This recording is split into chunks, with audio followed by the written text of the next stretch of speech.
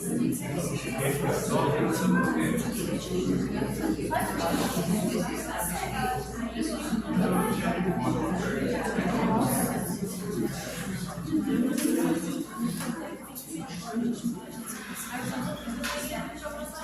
noite. Vamos então orar a Jesus, agradecer pela oportunidade de estarmos aqui mais uma vez. Como bem disse o nosso querido palestrante de ontem, foi uma palestra excelente sobre liberdade. Tivemos hoje para estar aqui, para nos ajudar a ajudar o outro. Eu creio com esse intuito, com esse pensamento positivo, com essa vontade de ajudar e ser ajudado, que nós elevemos o nosso pensamento ao nosso Mestre Jesus, pedindo que possa nos amparar neste momento, ao início do nosso trabalho desta noite. E assim oramos. Pai nosso que estás nos céus, santificado seja o vosso nome, venha a nós o vosso reino, seja feita a vossa vontade, assim na terra como nos céus. O nosso cada dia hoje, perdoai as nossas ofensas, assim como nós perdoamos a quem nos tem ofendido. Não nos deixeis cair em tentações, mas livrai-nos do mal. Nessa oração, com a permissão das dificuldades, nós ajudamos a aberto nossos trabalhos.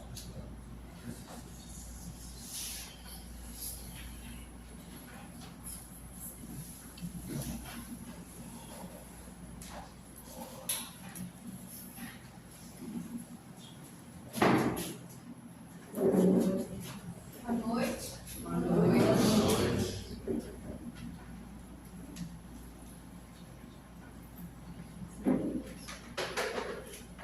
Está sentada não.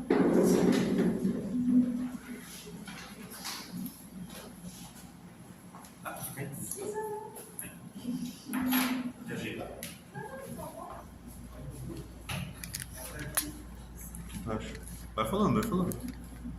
Que? Boa noite, gente. Desconectou agora. Agora foi. O microfone tá em cima da mesa já. Aqui assim, ó. O microfone desligou.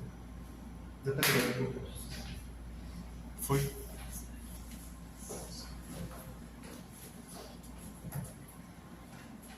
Então vamos dar continuidade ao nosso estudo da semana passada, retrasada.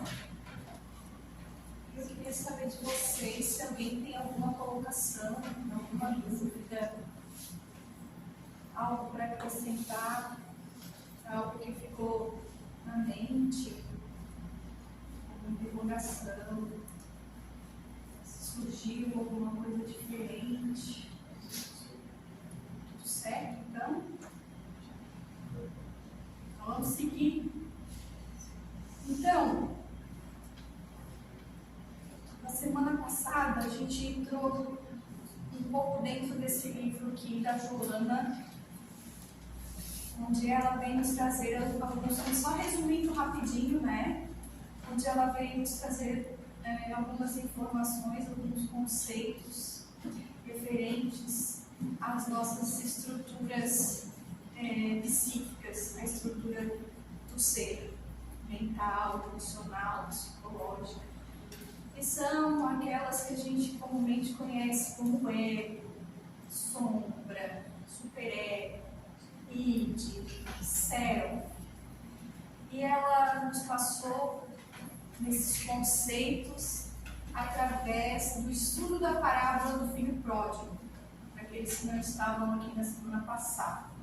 Então, nesse livro, ela faz uma abordagem toda em cima da parábola, para nos explicar esses conceitos e toda essa nossa vivência, né, psicológica que nós todos temos dentro de nós, e que aqui a gente trouxe a figurinha do iceberg, do gelo, para explicar o que cada um elemento compõe, como ele age dentro de nós, a importância que cada um tem, E trazendo isso à tona, nós depois iniciamos o capítulo número 1 desse livro que a gente está lendo.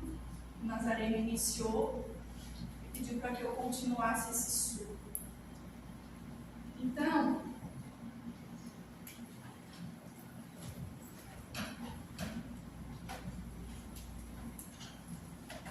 voltando um pouquinho na parábola, a gente pode observar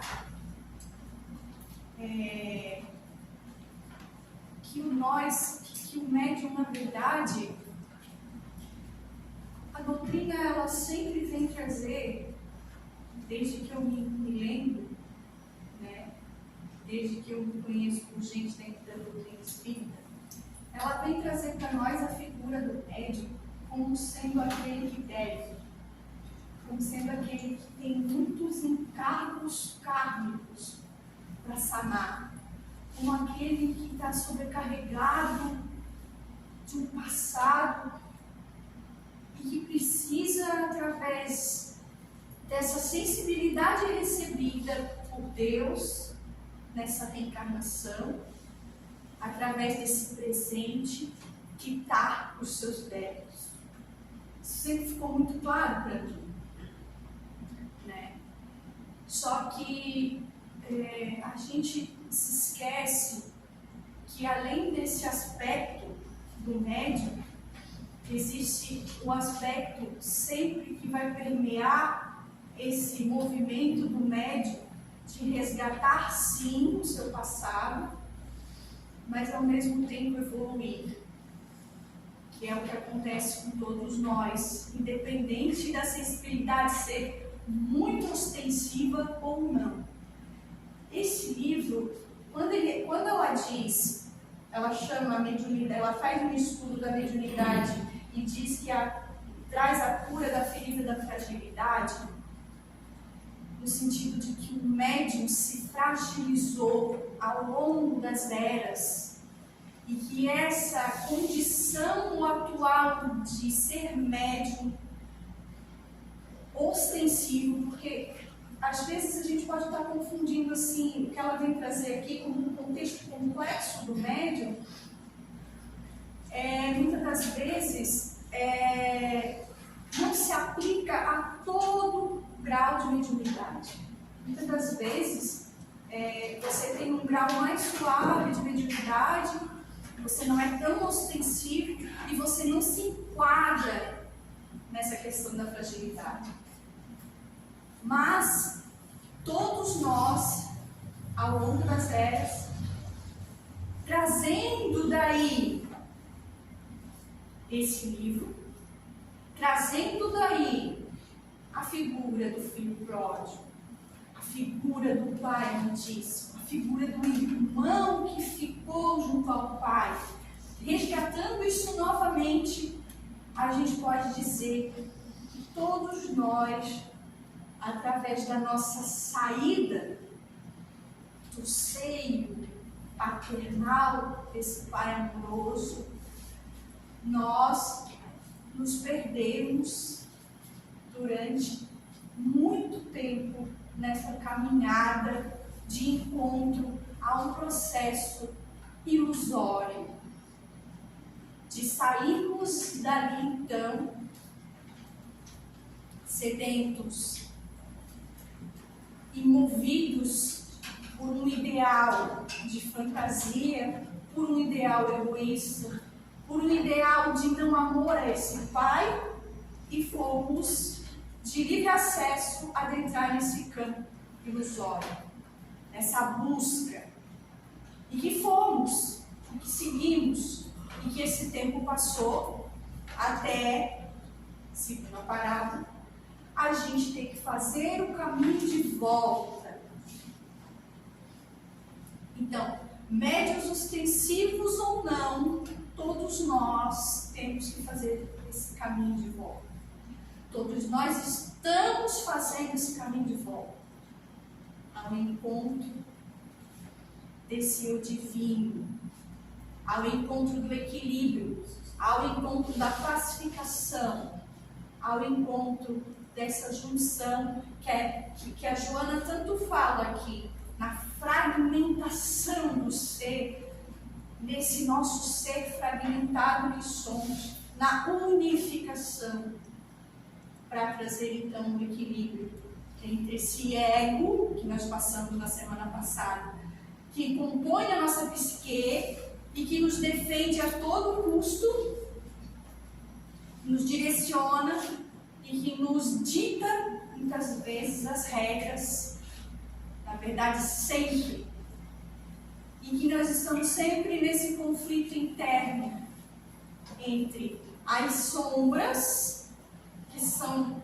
aquelas tendências, digamos assim, que vêm à tona e que a gente quer esconder, que a gente não quer mostrar, e a gente entra em embate, porque o ego, na verdade, ele não quer conhecer a sombra. Porque muitas das vezes essa sombra, nossa, é muito dolorosa. Vai nos causar dor, vai nos causar um prejuízo, e isso, ele nos defende. Onde nós precisamos manter uma coragem de entrar, de bater de frente com nós mesmos o tempo todo. Então, esse caminho de volta é um caminho nosso, caminho, seja ele médium ostensivo ou não. Acontece que o médium ostensivo, ele é aquele que muitas das vezes tem e renasce com essa ferida muito pungente da fragilidade, no sentido de que quanto maior o ego, quanto maior essas vivências nossas, baseadas nas nossas ilusões, reforçando o orgulho, o egoísmo e todas essas chagas que compõem o nosso ser aí, até me perdi agora. Nesse inteirinho, a gente precisa retomar o ponto de origem para que a gente possa, uma vez mais, descobrir quem nós somos. E esses médiuns que renascem com essa ferida pungente, porque fizeram essa viagem e tiveram que retomar para junto do Pai, tiveram que ser humildes para pedir de volta para entrar, que tiveram que dizer para Ele: me faz um dos seus jornaleiros, porque não sou digno de ser seu filho. Esse médium, que não, essa pessoa, essa criatura, que voltou, mas não voltou por amor, voltou por interesse, voltou por dor. Esses somos nós. E essa ferida da fragilidade, quanto maior o ego da gente, quanto mais a gente coloca ele para cima, mais frágil a gente fica interiormente, porque a gente acaba não mais sabendo quem nós somos, não nos reconhecendo. Por uma série de artimanhas que ele fez ao longo do tempo, não vendo-o como alguém, como algo ruim, porque ele fez para nos proteger, para que a gente resistisse aos processos, mas uma vez mais, nós não podemos negar que muitas das nossas feridas são relativas às nossas escolhas. Então, essa ferida da fragilidade, no sentido de ser pungente, é onde o ego cada vez mais alto, a fragilidade cada vez maior. No sentido de não reconhecimento de nós mesmos, no sentido de que a gente grita muito alto para se defender, e que esse gritar muito alto para se defender, essa autoimagem muitas vezes mostrada por nós como uma máscara de valente, de guerreiro, de sou eu que tenho a última palavra, de sou eu que determino, de sou eu que sei.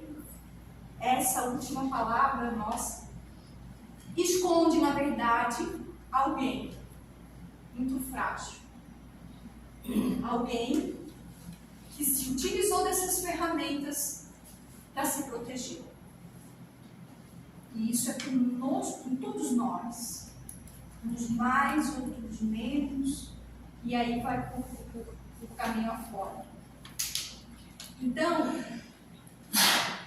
quando eu me lembro da parábola, me vem à tona, antes da gente entrar nesse capítulo aqui, me vem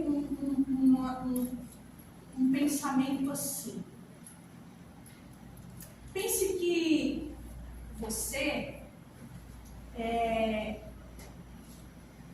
chegou à casa do seu pai e pediu para voltar. Fez todo esse processo. E aí, você chega lá e o teu pai te recebe de braços abertos. Porém, a gente não se questiona o que fazer dali para frente. Porque quando ele diz que quer ser um jornaleiro do seu pai, ele está consciente que ele vai precisar trabalhar muito. Ele está consciente de que ele vai ter que pegar na charrua e trabalhar um bocado. Porque ele simplesmente parou no tempo dos processos ilusórios. E quando retorna, ele retorna sem identidade. Ele retorna carente dele mesmo e carente dessa conexão com esse pai. E aí ele vai precisar correr atrás desse prejuízo. Vai precisar, principalmente, se conhecer. E aí a gente não se ilude em pensar que a gente vai precisar ralar nesse processo. E aí me vem em mente que Deus nos diz assim, quando a gente desencarna, faz um monte de bobagem, né? Vai lá, cara. Eu te preparei uma nova reencarnação. Eu te preparei uma nova oportunidade. Eu te preparei um contexto social. Eu te preparei um pai e uma mãe que te aceitou. Eu te preparei um ninho de escolhas novas que você vai poder fazer agora para poder se reencontrar, para poder se reconhecer, para você descobrir quem você é diante de todos esses tempos que você passou, de milênios e milênios reencarnatórios tropeçando. E aí a gente recebe a reencarnação de braços abertos. Por um pai, por uma mãe que nos acolheu. Com todos os nossos contextos. E é isso que Deus faz o tempo todo com a gente. E é isso que Deus está fazendo o tempo todo com aqueles que buscam entrar numa casa espírita, no terreiro de Umbanda, seja lá onde for, procurando se encontrar, procurando explicar o porquê de se sentir assim, o porquê de doer tanto. E as explicações todas que a gente de vezes não tem. Saibam que a doutrina espírita, infelizmente, não tem psicólogos à disposição de ninguém. É uma pena. Muitas das vezes os psicólogos estão lá na sua jornada terrestre. Infelizmente não estão aqui conosco para nos ajudar. Mas eles se utilizam daqueles que querem, daqueles que vão lá e dão a cara a tapa para dizer assim, vai, não bota tua óculos debaixo do alqueire, pega o livro, vai estudar, joga o que precisa fazer, plana. E cada um de nós vai precisar, muitas das vezes, se encontrar lá fora, um psicólogo sim, lá fora, um psiquiatra sim, para minimizar os efeitos de tudo aquilo que nós trazemos dentro de nós.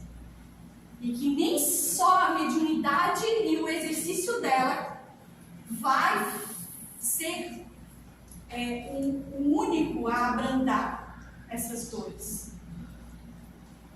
Saibam disso. Então não esperem que a casa espírita, muitas das vezes, façam por vocês situações que vocês vão precisar procurar lá fora. Nem sempre a gente vai ter todo esse manancial aqui dentro para poder apoiar. A gente vai fazer tudo o que a gente pode. Mas às vezes a gente precisa realmente de outros para somar esse processo de conflitos que são dessa vida muitas das vezes. Não são da outra. Porque da outra a gente não vai nem mexer.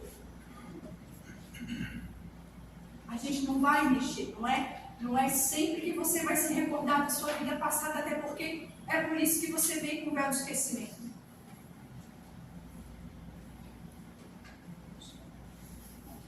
Então, só para finalizar aqui, a gente passar,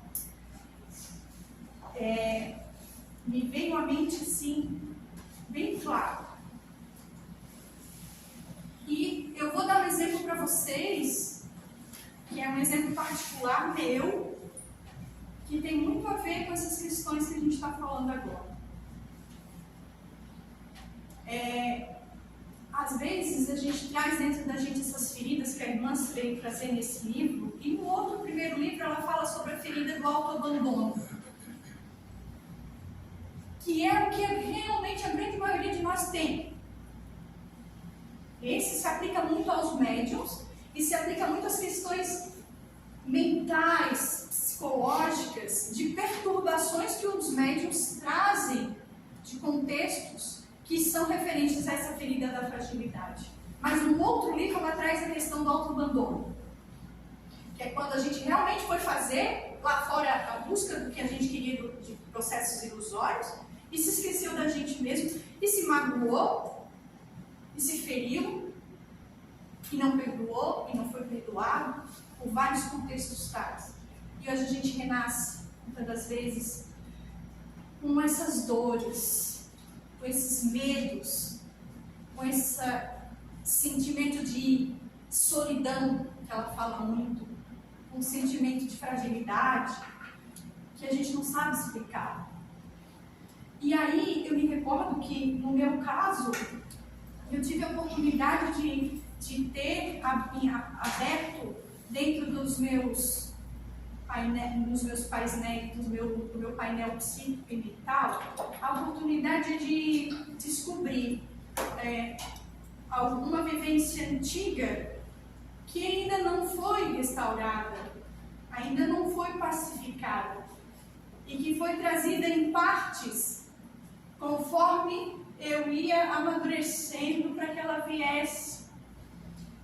E eu me recordo, então, que por muitas e muitas vidas, não sei onde iniciou esse processo, algo aconteceu de muito sério, em que um contexto se abriu e que dali para frente a alma foi provocando dores e sofrimentos em outras almas, num arrebanhado muito grande e muito complexo.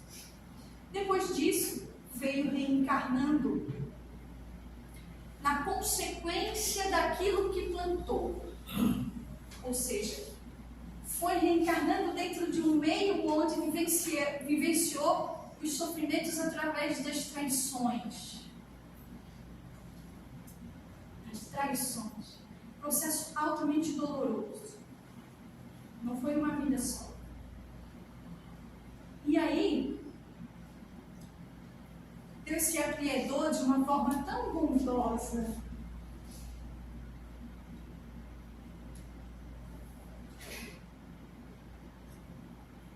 que disse assim, que às vezes a gente acha, ou já escutou falar que você precisa pagar, mas a gente não teria como pagar tudo que a gente fez. Na mesma moeda, na mesma lei de talião, nós não suportaríamos. E aí então ele disse assim, traga a essa filha a oportunidade de reencarnar num processo ao qual ela possa se recuperar de todas as dores. E aí a consciência se fecha a tal ponto que, como a gente viu no iceberg, tudo que está inconsciente lá soterrado está apagadinho pela linha da consciência, né? Aqui nós temos a margem, né, do mar, só temos aquela pontinha para fora, que é a nossa consciência, que é o nosso atual contexto da atualidade, e a gente pega essa pontinha aqui e está vivendo aqui agora. Vez por outra emerge alguma coisa ou outra. Mas ele disse assim, não, bota essa menina para reencarnar e deixa ela sentir que dentro dela tem alguém muito melhor, para que possa servir de embasamento e fortalecimento para as próximas. E aí então nasceu um contexto religioso e se descobriu alguém muito feliz, alguém muito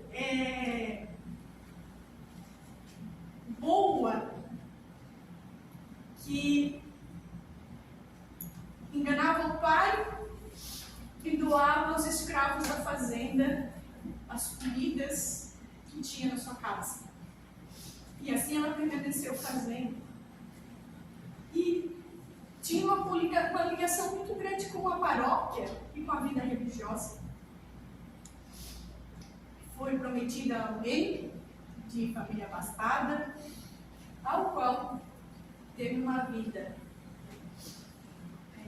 muito maternal e prestadora de todas as tarefas de uma mãe, de uma esposa, de uma filha e de alguém que serve a Deus. Uma profunda admiração pela Mãe Santíssima. E assim ela se seguiu, naquele contexto imaculado, promovido pela educação que teve na vida atual e efervescendo tudo aquilo de bom que tinha dentro daquele ser. Mas nem tudo são flores, porque o inconsciente, quando sofre um embate muito grande, libera dos seus calabouços aquilo que o ser carrega e que não foi resolvido. Eis que ela descobre a traição do marido. E mais uma vez, a traição foi a porta de entrada para o seu consciente. Mais uma vez. E ela não suportou aquele processo, aquele inteirinho. Ela adoeceu de forma fatídica. Não suportou. E foi levada diretamente ao umbral. Aí a gente pode perguntar, mas como foi para o umbral? Como ser alguém tão santo, dedicado à igreja, parceiro do padre, fazendo a caridade para onde passava? Foi direto para o umbral. Por conta de toda a parcela do inconsciente que não tinha sido resolvida.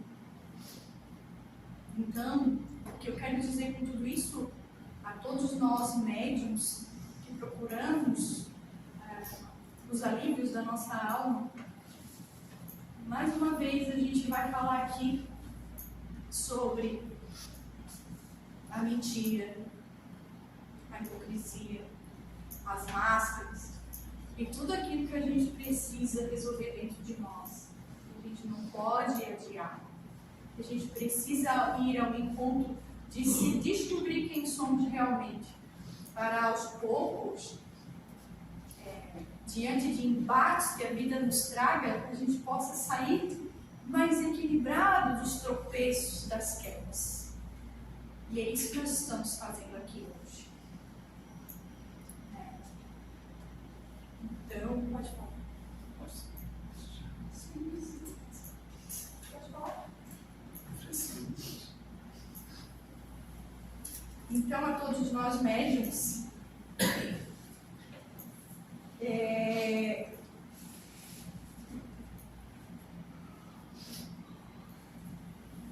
muitas das vezes, a gente que renasce nessas condições e que chegam, principalmente as pessoas mais novas que chegam na casa com muitos atropelos, com muitas questões mentais, emocionais, pessoas médias que chegam às vezes com conturbados excessos de pensamentos. Parece que alguém fica falando o tempo todo na tua mente, tu não sabe quem tu é, tu não sabe quem é que está falando, se isso tudo é meu, se tudo isso não é.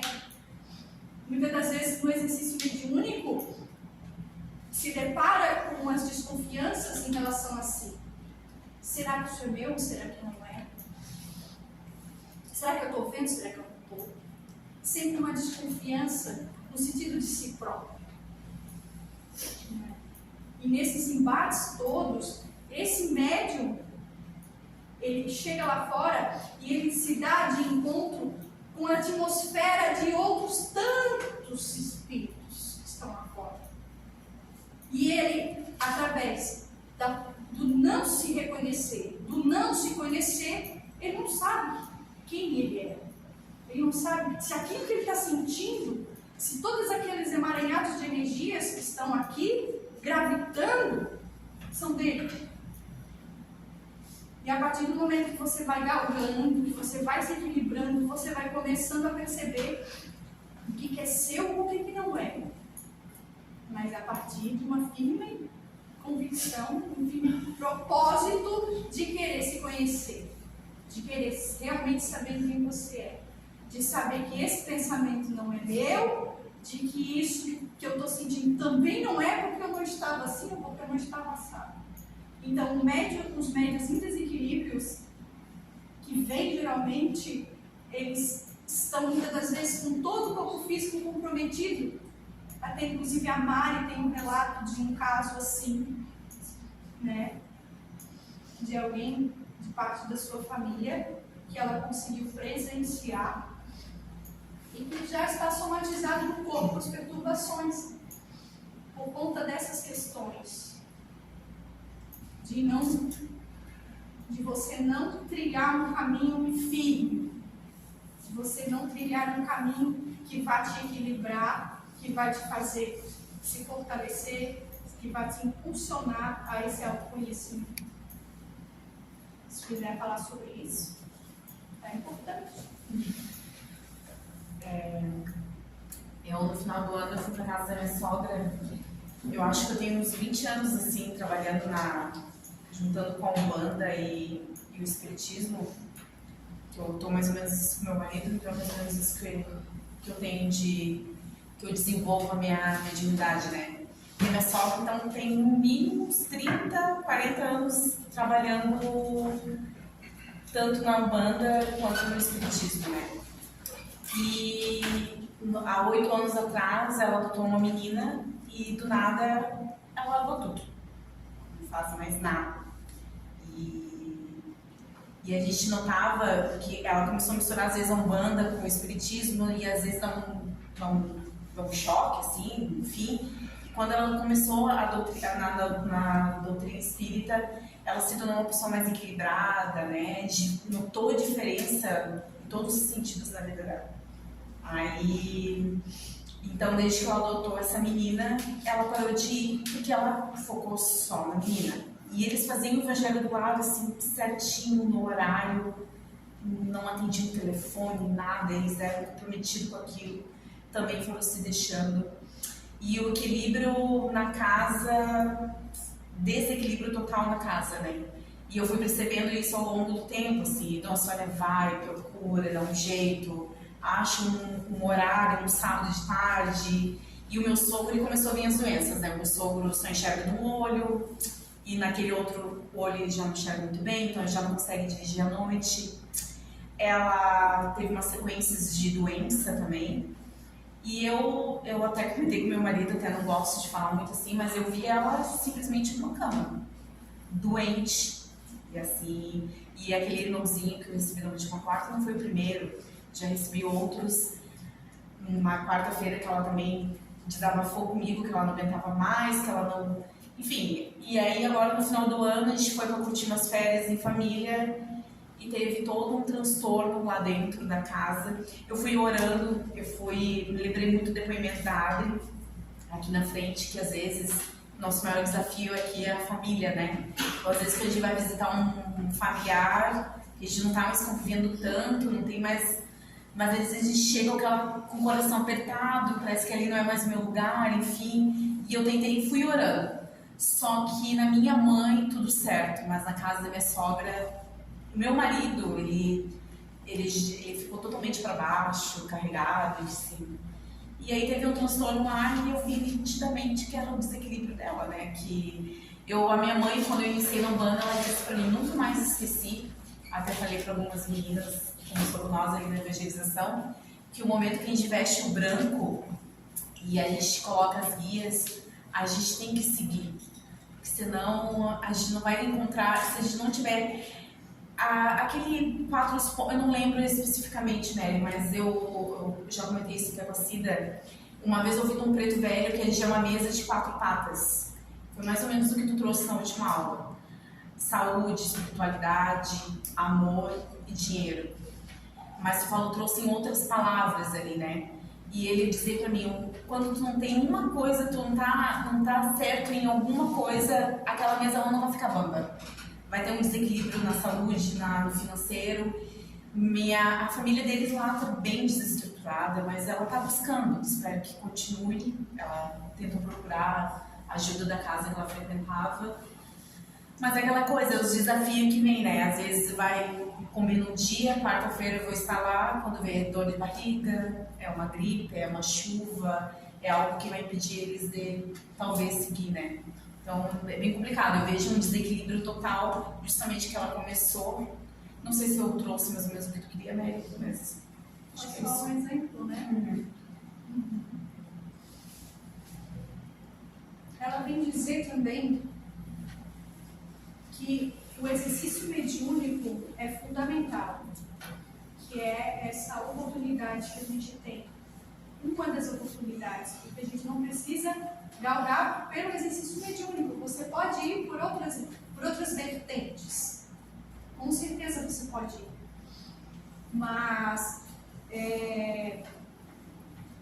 o que vai realmente definir se o médium está melhorando ou não, o termômetro para isso, o termômetro na nossa vida vai passar pelo critério das nossas relações humanas. Vai passar pela maneira como eu vou me comportar lá fora, não aqui. E lá fora, eu sei que nós estamos falando do nosso contexto familiar, ou de um contexto particularmente no trabalho, onde eu me envolvo durante muitas horas no dia, aos quais eu estou enfrentando batalhas. É lá que eu vou provar o meu melhoramento, como pessoa, como médico. É lá que vai ser o meu termômetro. Então, as nossas buscas mais importantes, se você tiver conseguindo se apaziguar com o seu filho, com a sua filha, com o seu marido, com a sua sogra, com as pessoas que você convive, se você já deu os primeiros passos para isso, com certeza, você já está no caminho. A partir do momento que você não quer enxergar que essas questões são permeadas por questões profundas de atritos entre vocês que precisam ser apaziguados, de desafios que vão pedir de você, não dela, a mudança. Porque eu nunca posso olhar para o outro, eu vou ter que sempre olhar para mim. A partir do momento que eu começo a verificar isso, eu já estou no caminho. Eu já estou transformando.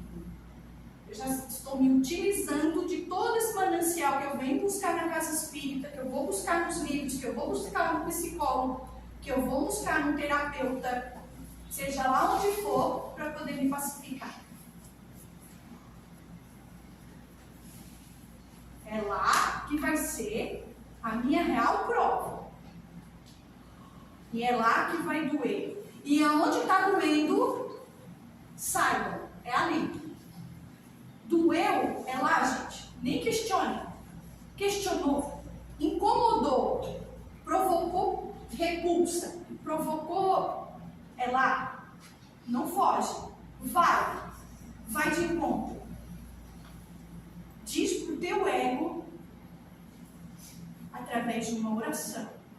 Diz pro teu ego através de uma força de conexão com Deus que você quer ultrapassar aquele problema, que você quer transpor, que você precisa avançar, que você precisa continuar. É ali. Entende?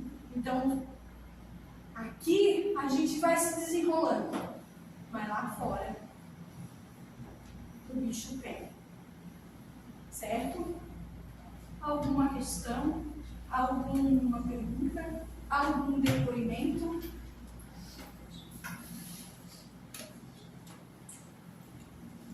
Diante de tudo isso que você estava falando, Mary, a gente, como você disse, quando a gente chega aqui, a gente vê a real necessidade que a gente tem de deixar um pouquinho de lado o celular, a televisão, pegar um livro para ler, tentar, porque a gente, de repente, passa um ano, passa 2, passa 10, passa 15 anos, a gente está meio estacionado, né?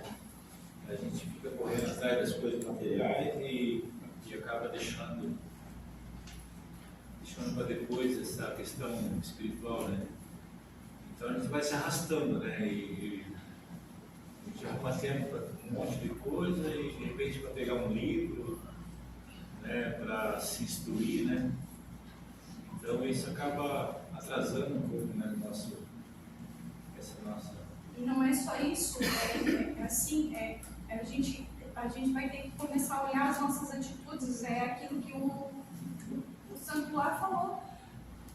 Chega de noite e faz uma retrospectiva de tudo que tu pensou, de tudo que tu fez, de tudo que tu agiu, e se interroga se tu fez todo o bem que podia, se você agiu da maneira mais correta. Porque é aí que começam as investigações de autoconhecimento. A irmã sempre fala 3 coisas, assim, que não adianta a gente mascarar, às vezes a gente quer, o Mauri, se entupir de livro, mas esquece de olhar para as nossas condutas, os nossos pensamentos, daquilo que a gente atrai para nós, sabe? E aí que tá, porque aí a gente se reveste de situações que vão nos produzindo um atraso no sentido de nos auto-enganarmos. E a gente parece que vai para uma tangente que é para distrair, para correr daqui, porque aqui não, aqui o meu ego está dizendo que aqui não é para mexer agora, tá? Vai doer. Então, eu dou logo um jeito de sair dali. A gente arruma sempre uma muleta, uma corda. E ela sempre fala assim, ó, que quando eu me lembro lá no início dos primórdios do Espiritismo, lá, né, fazia lá, eles falavam muito em reforma íntima, né, e aquilo ficava na minha cabeça, reforma íntima, concatenava, reforma íntima, tá, tu tem que melhorar, mas aí o povo acabava fazendo, sabe o quê? O povo se ludibriava e ia para o caminho da caridade. Aí ia para a parte de você doação. Não que isso não seja lindo e maravilhoso. Sim. Mas às vezes ele ia para esse lado, alegando que ali a reforma íntima estava englobada. Que nada, na verdade é subterfúgio, é uma fuga. Então, às vezes a pessoa assume na casa espírita todas as tarefas, todos os dias para fugir de casa. Para fugir da família, do marido, do problema. E aí, quando se encarna, se vê igual o livro do Voltaire, não, do irmão do Jacó. E fez o que fez, plantou tudo que podia, mas se viu sem luz. Porque não trabalhou em si mesmo. E aí ela diz assim, ela deixa muito claro isso, que não é só reforma íntima. Tu começa com autoconhecimento,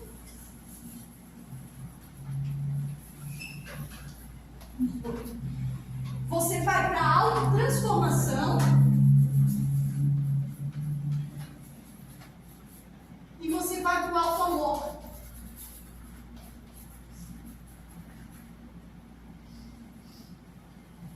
Porque se você não for para o auto-amor, você se desespera, você se sente a última criatura da terra, a pessoa desprezível, a pessoa que não vale a pena. Você entra em conflitos. Então, o auto-amor, no sentido de que a gente é, sim, um filho pródigo e que Deus nos recebeu de braços abertos quando nós decidimos voltar. E eu sou assim, como diz o seu César com as suas frases afirmativas, um filho amado de Deus.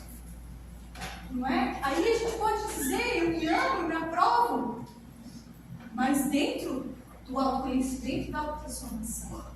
Se olhando, se reconhecer, como ele dizia aqui, no espelho, olhando quem tu realmente, o que tu faz, o que tu é, sabendo, reconhecendo, tentando se transformar, mas acima de tudo se amando, tentando dizer que você é a pessoa mais importante da sua vida. Ninguém vai poder fazer por você, que a cruz é sua, e que não é sendo a melhor mãe do mundo e fazendo tudo por um filho, por um marido, por uma família, e se esquecendo que você está evoluindo, e você vai ser uma pessoa boa, e vai entrar no céu com trombetas e tapete. Tem gente que acha isso. Tudo para se esconder, tudo para não se olhar, tudo para não se mexer. Então ela fala nesse sentido. E a gente fala do filho pródigo, exatamente quando ele voltou para casa, que ele viu o pai, a gente acha que ele teve uma história. Não, agora eu me encontrei com o pai, está tudo certo. Ou seja, a mesma coisa que aconteceu na crucificação. Sabe o ladrão que estava lá na cruz? Que ele disse, Jesus não tem, esse homem não deve nada, nós fizemos errado. E aí Deus diz para ele, você estará comigo no reino de Deus. Ou seja, todo mundo pensou, agora está tudo certo, a vida dele está salva, não vai acontecer. Não, ele vai ser ajudado com certeza, ele reconheceu, mas a jornada toda dele vai ter que caminhar. Isso é o que a gente precisa fazer.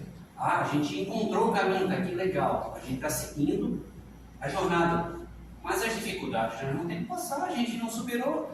Que estágio daquilo ali a gente chegou? A gente não pode pular para o terceiro. Não dá para fazer o terceiro sem passar pelos outros. Eu não consigo ser um espírito de luz sem passar pelas dificuldades. Então a gente tem que galgar. E muitas vezes a gente acha que agora eu estou na igreja, acabou-se meus problemas. Agora eu estou seguindo o Espiritismo, não vou ter mais dificuldade. Agora eu estou seguindo o Espiritismo, a minha vida financeira vai ser uma maravilha. Isso não existe, pessoal.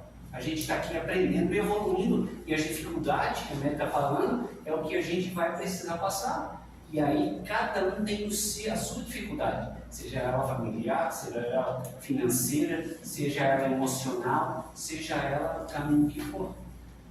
Ou seja, né, Cleiton, não basta só se arrepender, é preciso ressarcir. Joana de Ângelo fala muito sobre isso, porque todo mundo acha que me arrependi, está tudo bem, não, fez um estrago. E aquele estrago nós temos que arrumar. Exatamente o depoimento que a Mary deu. Né? Em uma das vidas, perfeito, toda voltada, mas tem um iceberg lá atrás. Eu preciso trazer ele à tona e superar aquilo. Não acham que eu cuidando daquele iceberg aqui em cima, o resto vai derreter. Não derrete. Ele está dentro d'água, ele vai permanecer congelado. E aí a gente, aos poucos, a gente vai ter diluindo a parte de cima e ele vai subindo. Eu diluo mais uma parte e ele sobe, até eu conseguir sumir com ele. Ou seja, eu superei todas as minhas dificuldades. Até quando quando Paulo fala, não sou mais eu que vivo, mas sim o Cristo que vive em mim. Quando ele se tornou realmente luminoso, quando ele se integrou, quando ele se reconheceu numa totalidade, que não é o nosso caso ainda, mas é isso que a gente precisa começar a compreender, né? Então a gente pode entrar de novo no capítulo. E ela fala assim: ai de vós, escribas e fariseus hipócritas, pois que sois semelhantes aos sepulcros caídos, que por fora realmente parecem formosos, mas interiormente estão cheios de ossos, de mortos e de doentes. Mateus 23, 27. Em sua maioria, os médiuns renasceram com uma arquitetura mental composta por duas características que lhes causam muito sofrimento. Uma é a sua identidade